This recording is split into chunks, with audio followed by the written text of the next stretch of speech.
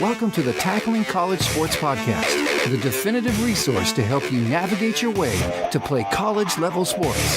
Here are your hosts, Chris Legates and Mark Franco, where they want you, the TCS Nation, to be your best.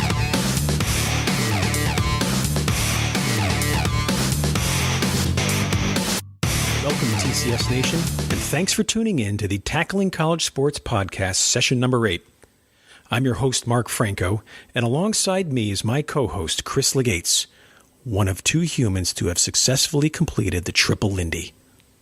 Today, Chris and I interview Tom Stebbins, head women's diving coach at UCLA. We're talking big-time Bruins here, boys and girls. Tom takes us back to his days at Watertown High School and how attempting to swim a lap changed the course of his life. From there, Tom went on to be a successful Ivy League diver for Yale.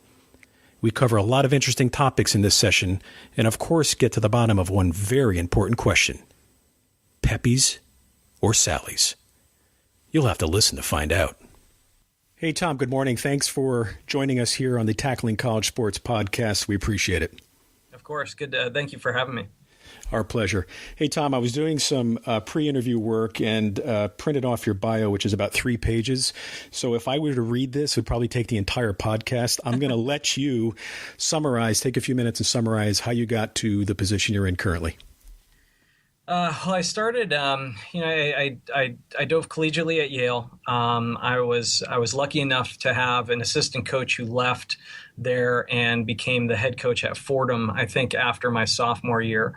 I actually, after I graduated, was slated to kind of go out to Illinois State and take a GA job and kind of work at getting my master's. And a couple months before that was actually scheduled to start, I started really thinking about whether I wanted to go back to school right away or not. And so I took a little bit of time and I reached out. There was an opening down at Fordham. I reached out to our former swimming coach down there, and he was good enough to kind of invite me into the program. And really that's kind of where I got the start. So I spent 2 years at Fordham. I was really fortunate during my time there to have a really great guy, athlete. He had only 1 year of eligibility left, and he and I became very close and are still great friends and talk often. In fact, I took my family out and spent a weekend with him just last year down in Dallas, and really he kind of created opportunities for me beyond having to stay in the Atlantic 10 or even in the Northeast, and part of his success kind of led to an opportunity for him to dive as a post-grad out at the University of Nebraska, and the University of Nebraska coach was really pretty instrumental in helping me be hired out here at UCLA, and I've now been here for 17 years. I'm about to start my 18th. Wow, really fortunate. Very, very lucky. Yeah, that's great. Chris, go ahead. Hey, Tom, thanks again for joining us, and it's great to have a fellow Connecticutite, even though now you're a transplanted Southern California guy. It's really great that you took the time to be on the podcast with us. And my question's the first one that I have for you. Obviously, UCLA is an upper echelon elite athletic school. You do club diving as well, coaching. How do you determine, when you look at a student athlete, what levels they can compete at? And in your case, again, when you talk about swimming and diving, they're grouped together, but they're obviously very different, because swimming could be more based on time. But when you're looking at diving, obviously you're looking at technique and repetition and things of that nature. When you're viewing divers, how do you decide at what level they can compete at? It's a good question. So it's one of the things I think we try to do out here is I actually I try to find pieces that are hard for me to teach. So I try to find kids who have higher levels of flexibility, great toe points. They have to be able to, they have to move, they have to be, and especially being here, they have to be great students. That's a really important component of being successful at UCLA. The typical student here. The averages are just off the charts. I mean, you think of them, when I look at them, I think of them as more of Ivy League quality. I mean, our average SAT for the freshman class this past year, I think was just over 2,100, which is like 700 a section. I mean, that's pretty high. Wow. And pretty elite, and then, they have to be very good students, of course. The department looks at kids who are 4.0s. You don't have to fight with a kid to study. You don't have to try to force them to become something maybe they can't be. And then lastly, it's about how they move. And so for us, it's one of those things that, and I'm a firm believer of this, that athletes get maximized a lot of different ways. And my style of coaching and how I kind of perceive and kind of move through the motions and go through the course of a training year may be very different than, what the guy at USC does, or the guy at Texas does, or the guy at Stanford does. But I do believe that kids are maximized when they get to the right place. And I think kids miss that. And I think parents miss that oftentimes, is that, they get seduced either by scholarship, or they get seduced by the university itself. They get seduced by what the program has accomplished and what it's done with kids, as opposed to looking at what's the best match for me. How do I maximize my own self and my own opportunities kind of moving forward? And that leads to the next question, which you kind of just touched upon. When you're talking about the financial aspects of elite universities like UCLA, NCAA restricts you to, I believe, 14 for swimming and diving. Is that correct? That's right. When you're going out with rosters of, in your case, 30, 35, how do you break that up and make it attractive so that it does allow you to get the kind of student athletes you're looking for? It's a good question, because the elite are going to get one offer, and that's going to be full. They're going to be offered the max for what the NC2A allows, and that is kind of ever evolving as of this year. So it used to be typical that a full scholarship covered tuition and board. Tuition and books, or tuition and fees, room and board, and then any book expenses that were included. Now there's another component, this cost of attendance component, where you can actually pay for some of the real costs that full scholarship, even full scholarship kids kind of, take on, when they come to university. Some of them have to travel from across the country. I have a kid right now who's traveling back and forth from Russia, to kind of be part of our program, and so there's a lot of additional costs. There are costs within the university that weren't covered before, like healthcare and health coverage that wasn't automatic. So if the parents don't have that kind of coverage, and more certainly are finding a way to kind of get to that place, but there were kids in the past who needed to have that covered, and we weren't able to do that, and suddenly we are. It's very easy to understand kids who would take a chance or take an offer that is going to be great for them financially, and I totally understand that. It's hard sometimes to lose those kids, and I just this past year recruited a great kid from the state of Florida, but she was being offered a ton of money to go to a really good program, and I just didn't have it. We just didn't have it available. So for me, a lot of what I have available comes through our swimming coach. She and I kind of sit at the end of every year and we look at, all right, what pieces do we need the most? How do we address that? Do you have anybody on the line? What are they worth? And that kind of stuff. And so I've been lucky in that she's been really supportive, and we've pretty much always had what we needed to kind of go out and get the kids that we feel like are great fits for us here. Right. That was going to be a follow-up question. When you have a split sport like swimming and diving, obviously you must sit down with the coach the swimming coach at the end of the year and say, okay, we did very well here and we need to find pieces for here. And obviously as a team sport, even though individually competitive, you are amassing points as a team, correct? Right. Correct. Yeah. And the NC2A format is really the only place in the world that it's like that. So, the rest of the year, outside of any NC2A competition, we've got 2 USA Diving National Championships. This year they added a third. They added just a synchronized only diving championship.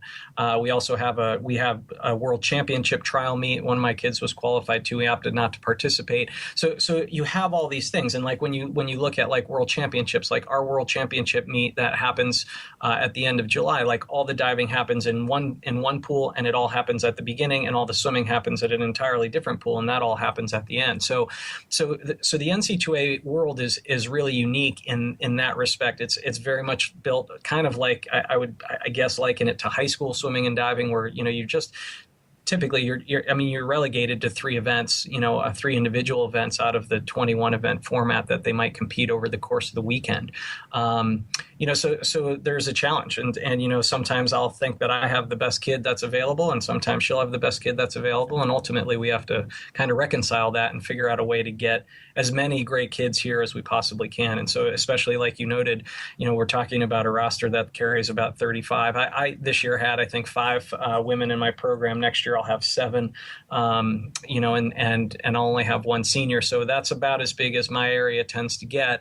But I was lucky this year in that I've got kids who are coming even from out of state who are going to take on the cost and the expense of coming to a great place, and hoping that the match is right.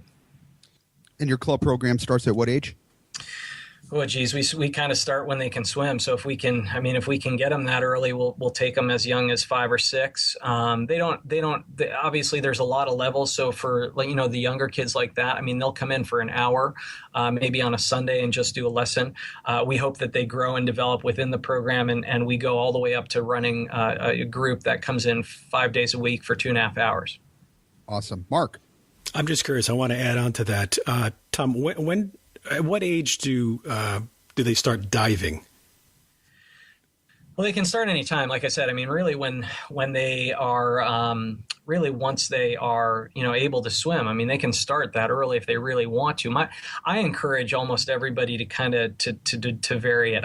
Number one, I like to recruit kids who have team sport backgrounds, who understand what it's like to be part of a greater good, because the NC2A requires that.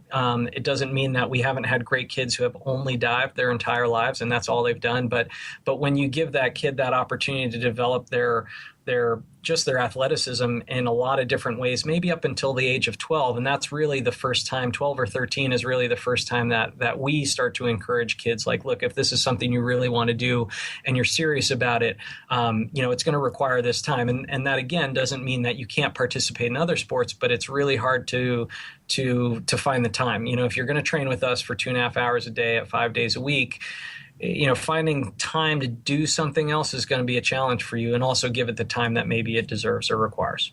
Got it. So would you say it is a sport that one could start in high school?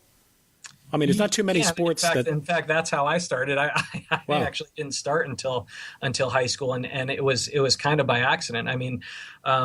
So I played soccer. I always thought that I was going to play soccer collegiately. I was intent on doing that. I wasn't an ultra competitive soccer player, but I was good enough in our town, and I played in our high school team. And I thought, all right, well, to stay in shape for soccer, I'll run track and in the spring, and then I just have to fill in the winter time. And I had a bunch of friends who swam. They talked me into going out for the team, and I practiced swimming for one day, and I thought I was going to physically die the entire time I was doing it. And so I said, what are those guys doing over there? I can still be on the team, and maybe I'll just chuck myself off of that diving board a couple of times a day, and that would be it. And really what happened was I got really lucky. I had a really good high school coach, and he was a great guy. And in fact, he still runs the high school programs and club programs up there, and his name's Gary Smith. And I just kind of really, really enjoyed the sport. I enjoyed the challenge that it provided me. And so I did that during my freshman year. I did it I went to camp, I think, down at Yale the summer after, and then I went back for my sophomore year. And by the end of my sophomore year, I'd been invited to kind of try out and participate in the club team down there. And then it was hard. Then I had to decide, I'm not going to play soccer anymore, and I'm going to start to dive year round. And that was, so I came to the sport very late, but I think that's really unusual. And now that would be hard. But going back to the recruiting question, that's something that in my eye, I'll take a look at a kid who maybe has, an athletic background, but maybe just got into the sport late. In fact, I have a kid who's coming into my program next year. She's from my club team, but she's only been in the sport for a year, but she was a high level gymnast. There's going to be a ton of learning and a ton of growth for her kind of in the coming year. And that's going to be a challenge, but she appears to me to have all the other pieces that I like. She's really competitive. She tries really hard. She really wants to be good at it. She's not afraid of things. She's willing to take chances and risks, and as long as they're measured and safe ones. But we'll see. So we'll see what turns out. Of that. You'll have to come back in 4 years to find out. Yeah, great. So let's try to get back on track here. That was great. In your estimation, what are the biggest obstacles facing athletes in college today? Perhaps from a social standpoint, class management. What are you seeing? It's interesting. The generation now is just so different. They're so self-involved and almost so self-entitled. It's and a lot of it has to do with parenting. And quite honestly, as much as and I have 2 young kids, and I know that I'll always fight to get what's best for them and do what's right by them and all that stuff. But parents are far more involved now than they were 5 years ago or 10 years ago, even at a high level. Whereas I feel like when I got to at the end of my high school life, my parents showed up for meets and they were like, "That's great, high five," and then they walked away, and that was it. We never talked about it outside of that. Sure. They'd ask how it was going.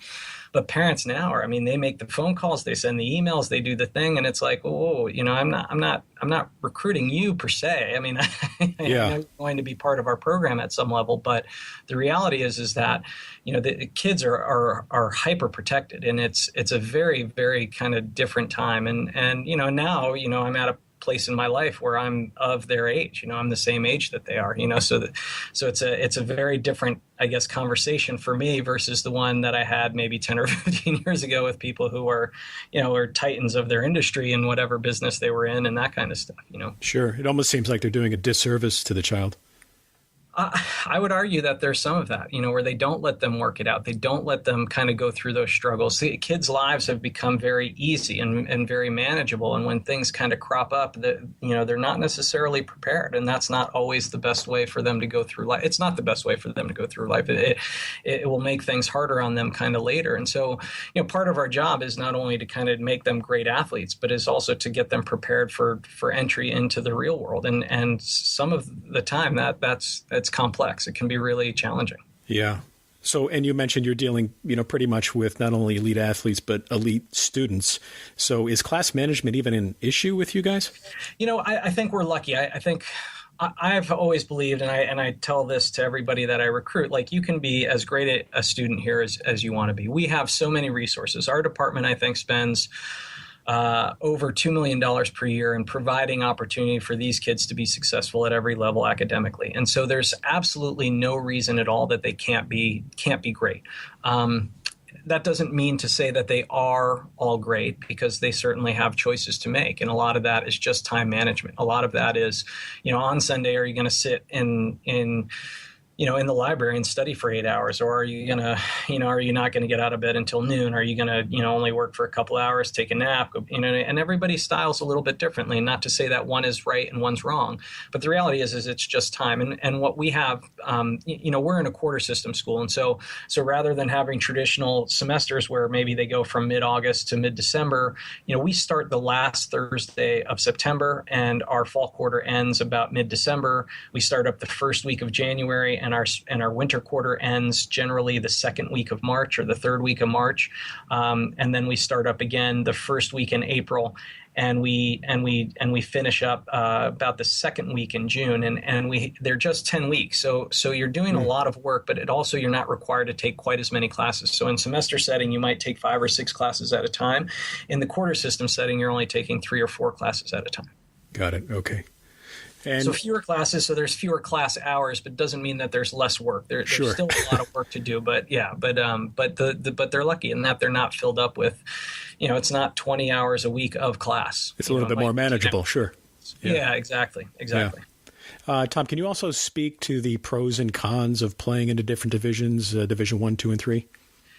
I think every division offers great coaching at some place. You have to find that, and maybe it's a little harder to find in like a Division 2 has so few participants. I think as a whole, the way I understand it is obviously Division 1 is the largest.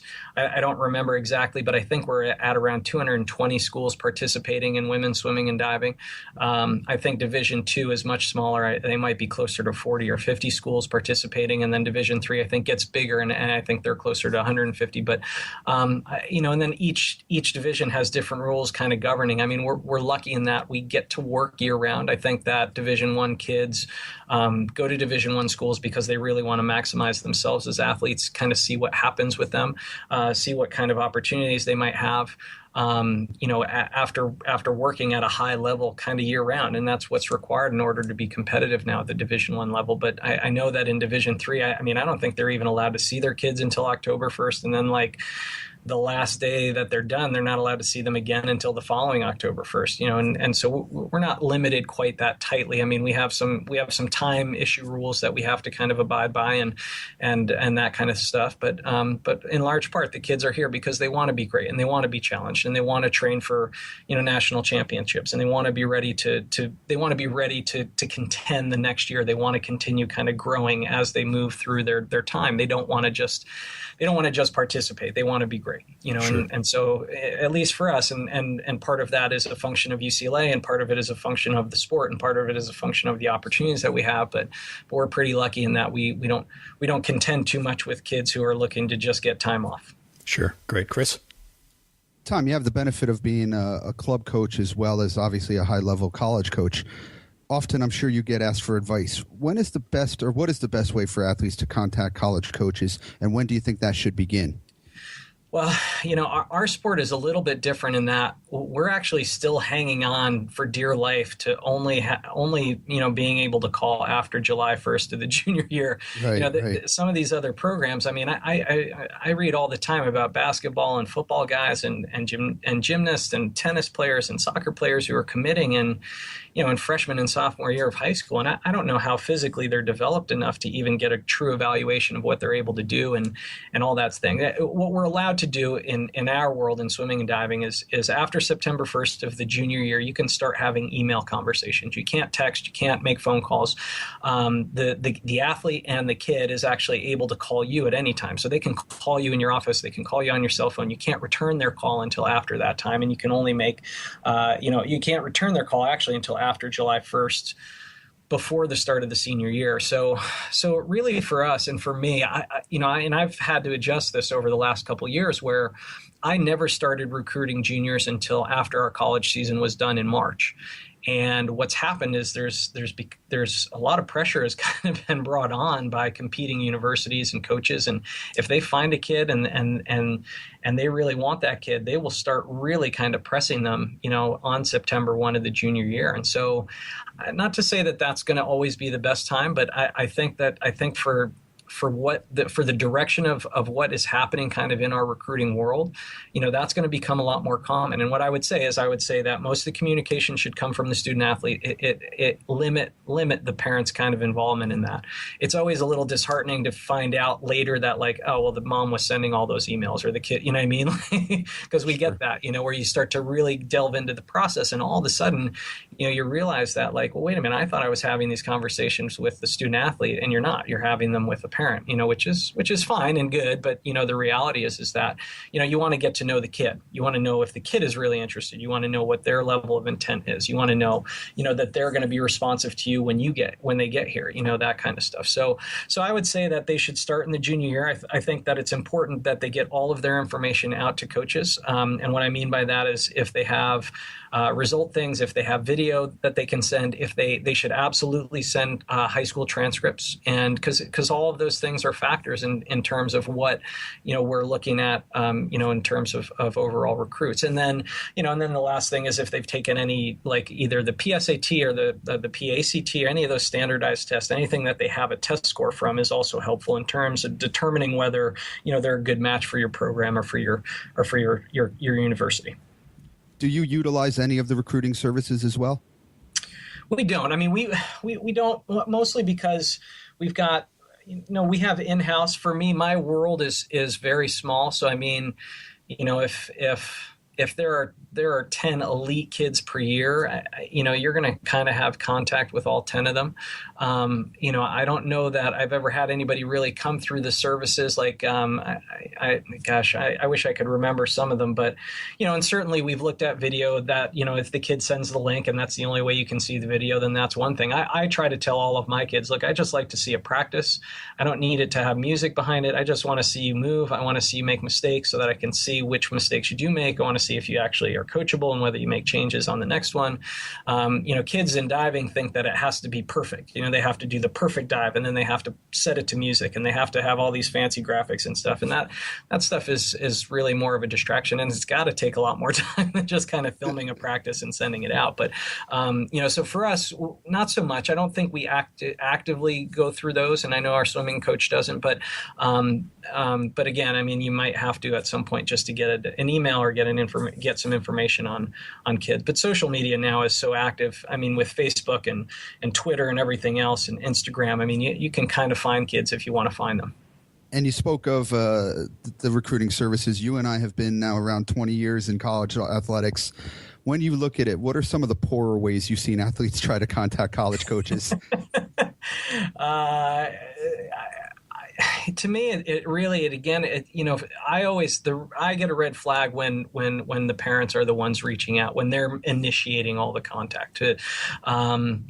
The services, not so much. I mean, they send the email, we look at the thing, either you delete it, you print it out, or you immediately go over to, some other source and try to find a way to get to the kid without having to go through it. But I understand that there's a need. In fact, I think I don't even remember, but I think that I might have done that when I was in high school. But again, I was so new to the sport. I just was trying to get my name out anywhere. I just wanted somebody to say, come have a look, Sure. And so I was lucky in that my club coach was connected, and he was also my college coach. And so I ended up staying close to home, and I was just really lucky and fortunate because the timing was right. But yeah, I would say parents are probably the toughest one. You want to know that the kid is interested, and that it's not just the parent that's interested in what it is you're trying to build. Have you received any, Coach Tom, I really want to come to Stanford? I have, unfortunately. Those generally get deleted. Yeah. That kid is really, really good right away. That's one of our points on this podcast always is make sure you know who you're sending the email to. Right. Yeah, the cut and paste has to be complete. You have to edit if necessary. Put the effort in. That's right. Mark. Tom, we're about halfway through the interview, and this is the part of the interview that we like to get to know the guest on the show. So the next three questions are perhaps a little bit personal, and I'll start off with, do you have a favorite quote? I've got a couple. The one that I think most about is the one that says, whether you think you can or you think you can't, you're probably right. I've found it's interesting and I don't know if it's a function of women. I don't know if it's a function of UCLA. I don't know if it's a function of how I've recruited, is that physically you can get them to a place that maybe they didn't think they could get to until maybe their senior year. And a lot of them have a really hard time reestablishing goals and kind of refocusing themselves on what's the next thing, and I don't ever remember feeling like that. I always felt unsatisfied at the end of every year. I think for me as an athlete personally. And so it drove me to work even harder, in the spring and in the summer going into the following year. These guys like to exhale way earlier than I would, I guess, and so I think that one has a lot of kind of attachment just to me and just to what I think. I think I always can see just another level out of most of the kids that I can get. And I can honestly say, I mean, I haven't touched a ton of kids, but I've had enough athletes go through my program where I could say there have probably been 5 in total in all my years who I really truly felt like totally maximized themselves, or even maybe possibly went a little bit beyond where I thought maybe they could go. Yeah, I agree. I love that quote. It's so simple, but speaks volumes. Yeah. Next, any books that you can suggest or ones that you are currently reading? I don't have anything. I have on my list of things to do as I'm trying to kind of figure out what I'm going to do this summer. But I really like Mind Gym. I had actually one of my athletes give that to me about 5 years ago, and it was great just because it was so simple, and it makes the process of like, what do you want? And then what are you willing to do to get there? And the whole book just kind of speaks to the fact that these choices are totally yours. There's never going to be a time when somebody can't help you get there. And so, how much you kind of direct and steer the ship will determine how quickly you get from A to B or B to C and all that stuff. And another one I started that I just started. I started it, I think, in March, but I've gotten away from it, is Champion's Mind, Champion's Mind, and that was. That's been good. I've not gotten through it quite enough, but I am intrigued with kind of where it's going, and a lot of it just talks about the mental game and kind of what's required to be, I think, ultimately successful. And then, of course, being at UCLA, we're inundated with John Wooden stuff, and so Sure. I would recommend clearly just about any of the books that he's ever kind of put out there and offered. Right. And some are more applicable or more general and that kind of thing. But he was a tremendous man, and I was lucky enough to kind of spend a little bit of time with him before he passed. What an unbelievable, he's certainly, I think, one of a kind. Yeah, no doubt. Yeah. Next, Chris and I rely on some tools here when we're dealing with interviews and sorting things out here on the Tackling College Sports podcast, like Evernote, Google Docs. Are there any web-based sites or tools that you can't simply live without? I am a huge Coach's Eye guy, and so for us, because of what we do and how technical it is, like it's great to have kids that you see, and then to watch like really elite diving, and then to be able to sync those up and put them next to each other and say, look at how easy this is.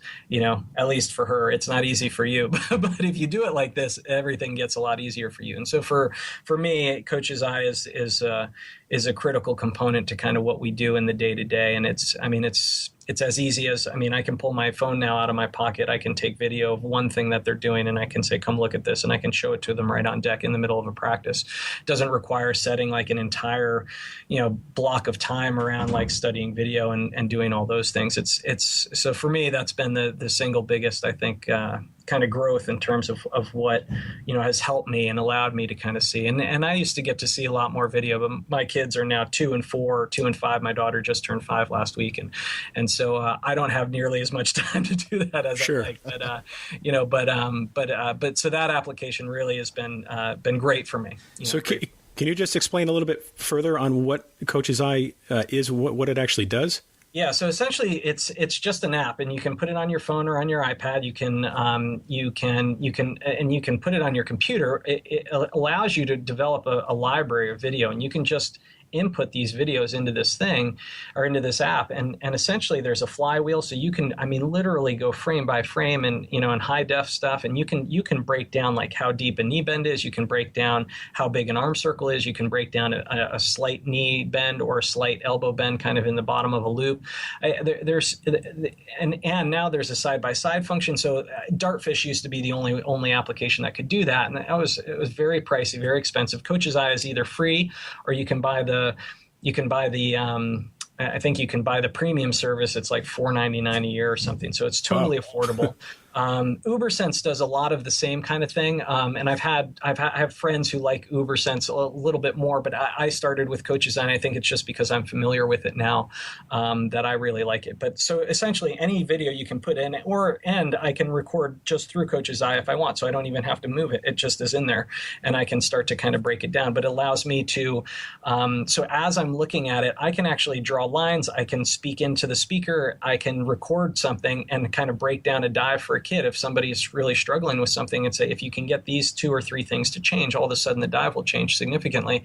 And then I can just email it. So I don't have to meet with them separately. I can give them all the information I want, and I can just send it off, and it goes straight to their phone. They can look at it while they're probably supposed to be in class. They probably shouldn't be doing that, but they might be, Wow. or in study hall or whatever else. But but for me, it's been great.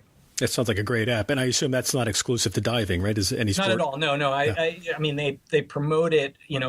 Most of it is tennis and golf, and there are people with much bigger checkbooks than diving that are getting pressed. I could see any sport that's using mechanics like that would make sense. Yeah. Wow, that's exactly. great. Yeah, sounds great. Sounds like a great program. Yeah, Chris, go ahead. Well, first of all, let me just backtrack a little bit and congratulate Tom on being the first coach on the podcast that actually has done some reading. Yes. And of course, it takes a Yale guy to. It took the Yale guy to do it. I made a bet with Chris, prior to recording this, and I said Tom's going to be the guy. Thanks a lot, Tom. Now I owe him $5 because I didn't think you were. Well, I'm glad to have broken the streak, I guess. Well, again, you've spoken previously today with.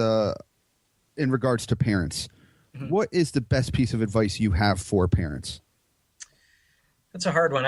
Because everybody has their own style of parenting, just like everybody has their own style of coaching. I would tell parents that the most successful ones that we've had come through our college program are the ones who are there eternally to support their kid and support the program, and that's what coaches want. I don't think there are any coaches who are out there trying to subvert or hurt or challenge. I think that kids get sometimes turned off and they become uncomfortable when you ask them to be better than maybe they think they can be. And, parents get a little bit tight around that because they're not sure if they don't know if you're challenging the kid or if you're just trying to to muscle them up or to move them around. But the reality is that I think what we all want is to see them all become successful individuals. We want to see them go out into the world and conquer whatever the next thing is beyond their sport and time in college. And some of that requires being uncomfortable. And the more that they can get used to being in that mold and in that time and in that space where it's like, this is really kind of scary, the greater the likelihood is that they're going to really be exceptional people, later in their lives and in whatever field they decide to go into. What we do requires some level of risk. What we do requires some level of challenge. There have been years where I've tried to change my program and I've done too much instead of kind of really being nitpicky about I'm going to do this a little bit different and this a little bit different. I've made sweeping changes, and those years have been really scary because you don't know if it's going to work until the very end. And if it does and things are great, then that's awesome. But if it doesn't, it's like, man, I really blew that. How could I have made that mistake? And I think because I've been lucky enough to be allowed to grow and make those errors, I can see that in kids where don't be afraid of taking that step. Don't be afraid of making that leap. You have to have some faith in what you're doing, and know that at the end it'll take care of itself if you've done it right. That's great advice. In regards to the recruiting process and preparation for playing collegiate sports, what would be the advice you'd give to the student athlete? Oh, that's a hard one. I think because sports are so different in nature, the best piece of advice I can give to anybody really is that as these chapters open and close, and every year open and closes, you get to start totally clean. You get to start with a brand new, clean chalkboard, a clean slate. You get to take and make all of the good things that kind of benefited you the year before a part of your regular routine. You also have to keep searching for the next new thing that's going to help you, because as you're evolving, your needs will change. But you also get to get rid of all of the things that maybe have been holding you back, and you get to really do that every day. You get that choice every day, and that's the challenge. Kids don't always understand that. They just think that they're locked into I'm in this now and I just have to do it, and they don't understand that every day how they do it matters, and every moment of every day matters. And so if you can get them to think about being just a little bit better kind of moment to moment, then day to day gets easier, and then year to year gets really easy, and it becomes really gratifying at the end. That's brilliant. Let me switch a little bit of topic on you here, and we go back again. You're 17 years, I believe, right, at UCLA? Yeah. And 19 overall in college coaching. I'm roughly the same, as I just finished up 23 years. Good for you. Obviously, I have no hair left on my head, so you'll I'm on that path.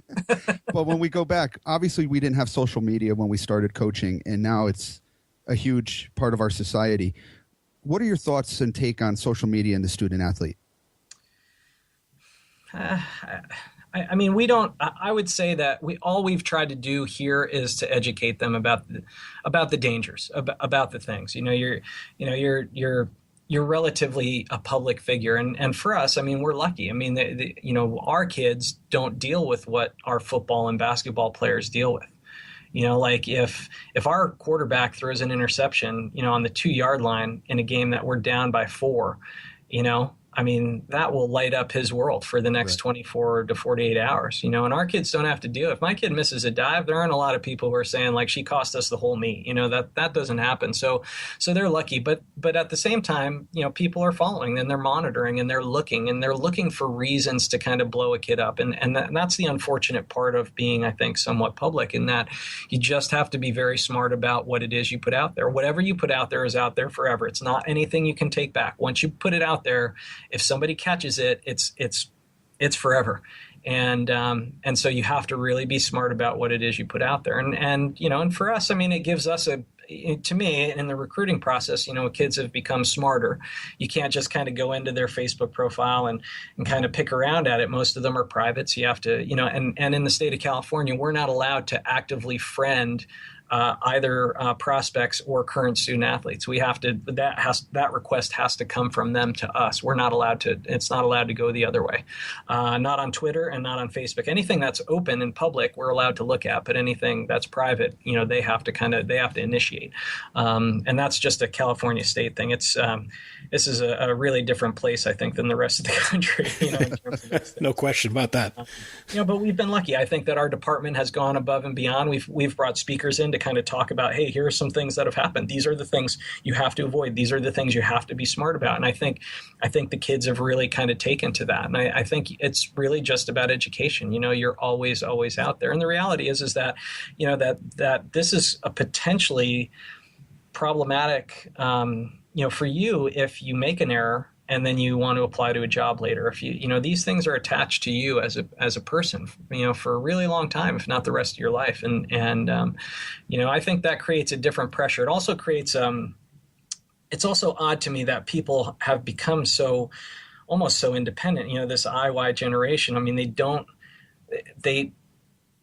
they won't just go sit and have coffee and just talk with friends. They don't do that. And they text, you know what I mean? And so the first, I would say the first 12 years that I was here, we actually got a new facility about 5 years ago that included platforms and kind of the everything we actually needed to have. But before that, we would drive out to the Rose Bowl 3 days a week. And it's about a 30-mile drive round trip. And we were lucky. We went at times that kind of fit into the kids' class schedules and stuff. But, we would be in the van either on the way out there or on the way back from practice. And we could talk about it as a team, like, hey, this is what's going on. This is what I see. I think you guys could do this. I think this could happen. If they had questions. And my first few years, they had so many questions for me just because I think I had really bright kids who just wanted to know who I was, I think, and were maybe testing me a little bit too because I was almost their age. But I don't know that would be the case anymore. I feel like I'd be in the van and we'd be driving out to the Rose Bowl and there might not be any conversation because they'd be texting each other, even though they're sitting next to each other. It's just, that's the change in the world. It's just a really different world. They communicate visually. I mean, Instagram is huge in our program right now. And I'm trying to keep up with Twitter. I'm trying to keep up with Facebook. I can't get to. It's a full-time job. Yeah, it's a very different beast. And in a year there will be something else. Instagram won't be as important. The next thing will have come and it's constantly evolving and changing. So I think we just try to educate them about being smart, really being careful about themselves and to not put anything out there that they want to have misrepresent not only them, but their families and then our program and our university, of course. I'll tell you what, I think about what you just said, Tom, and I go back, like I said, and I think about 5, 6, 7 years ago, our bus rides were great. You got to know players in a lot different way, different kind of nature. And also you might talk about politics. You might talk about history. Right. You might talk about things like that. Now it's as soon as you get in there, the headphones go on and we start texting or Instagramming or whatever. And it is that has changed. And I think that dynamic of getting to know the coach is a little bit, I think it's probably gone now that it used to be, because that's where you spent a lot of your time getting to know each other. And I don't know how you do it, because for us, like when we travel, I mean, we're largely, we actually get on planes to kind of do everything, so there will be a small window of time when you're maybe getting to the airport or maybe when you're waiting to kind of get on the plane. But largely, you're right. It's just that way. And the onus really falls back to us. And it's something that I have to figure out a better way to do because that organic conversation, like you said, when you could talk about something other than just the sport, you could talk about politics or you could talk, you really got to know your kids that way. But that also for me was great because it helps you push those buttons maybe just the right way to get that next step out of the kid, that next level, that next piece, or there'd be something that you could learn about, whatever in their personal life was really important. I used to know so much about my athletes' families, because that's what we would talk about, and so it's different now, in having that. And you're right, it's iPod crazy.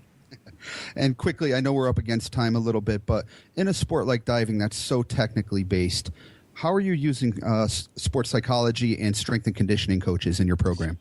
So we do have a strength and conditioning coach. Unfortunately for us, it tends to be an intern, so it turns over every year. So every year there's a re-education and a relearning process. If we ever get anybody to stay here for 2 years in a row, we're lucky to have that. So that has become a greater challenge. I've had to find ways, I think, within what we do daily to kind of supplement some of the things that I thought we used to be really good at getting down there. And our space down there has grown, but our football team has improved, and so they've kind of soaked up all of the really elite people, and we've kind of had to take on, just kind of, people looking for experience and to build the resume, and then once they do, they kind of move on to the next thing, and so that's a little bit disappointing. But so we use them, and then we've actually been lucky in that we've been able to bring in a couple of sports psychologists. I actually found a woman who actually competed here for a couple of years as a diver, and now she actually works at a high level she works with USA Ski, the USA Ski team, and she does a ton of personal kind of contracting and consulting things, and she's been great about, if I have an issue, I can call her, I can talk to her, I can set up Skype sessions for her because she's based in Salt Lake City, and she's kind of been all over the country. She did her undergrad here, and then she got her master's at I think she got her master's maybe at Stanford, and then she got her PhD at Tennessee. But all along, she kind of always worked with diving, and it's still to this day kind of one of her passions. So we've been lucky in that we've been able to have that kind of access to people, and I think it's really unusual. Plus, you have to have the financial support. That's something that has to come from our foundation. And so it's not part of our regular budget. It's something we have to go out and fundraise for, but we try to, and especially when I have a kid that I really believe is stuck, and that just happens, those mental blocks. It's not so much the physical part of what we do, but the mental part of what's required to stand at 10 meters or 33 feet and kind of throw yourself off of there. That's a wholly different beast. Like it requires something special and something a little bit twisted, in your mind to kind of really want to take that chance. But, but they do. And because they're willing to, we try to find ways to support them in any way that we can. Mark. Excellent. Tom, before we wrap up, do you want to let our listeners know how they can get in touch with you? You have Graham, you have Facebook. Speaking of social media. Yeah, I do. I do have Facebook. We've got a UCLA diving page. It's a private page, but we've never turned anyone away. So if you want to follow kind of what the team is doing, you can always look at the main UCLA website, which is www.uclabruins.com. And if you get into the swimming and diving section, you'll find my contact information, my phone number, and my email are up there. You're welcome to get in touch with me that way. I think Twitter, we're at UCLA Diving, and I don't have an Instagram, but our swim team does, and I don't know how I don't know how Instagram works, but I'm sure if you search UCLA swimming, you'd find that too. Search it, you'll find it. Yeah. Yeah. Also, do you have a site or other program that you'd like to promote to our listeners at this point? No, but if you want to send your kids to camp, we've got 4 weeks of summer camp this summer. It's a day camp only, so you have to be local. But yeah, come check us out. We're here. Perfect. Excellent. Hey, so once again, we've been speaking with Tom Stebbins, head diving coach, UCLA Bruins. We appreciate you taking the time coming and speaking with us and speaking to our audience, sharing your knowledge with the TCS Nation listeners. Thanks again, Tom. Yeah, thank you guys for doing it, and thanks for having me. Yeah, it was great, Tom, and we're going to send you a Pepe's Pizza out to you. Sally's. Although I won't be picky. It's been a long time. Pizza is just pizza out here. There's no great pizza, That's right. And lastly, TCS Nation, you can get in touch with us on the web at tcsnation.com, on Facebook at facebook.com/tackling college sports, Twitter at TCS Nation, on the gram at TCS Nation. And until next time, be your best. Be your best. Your college sports future awaits. So join the TCS Nation and be your best.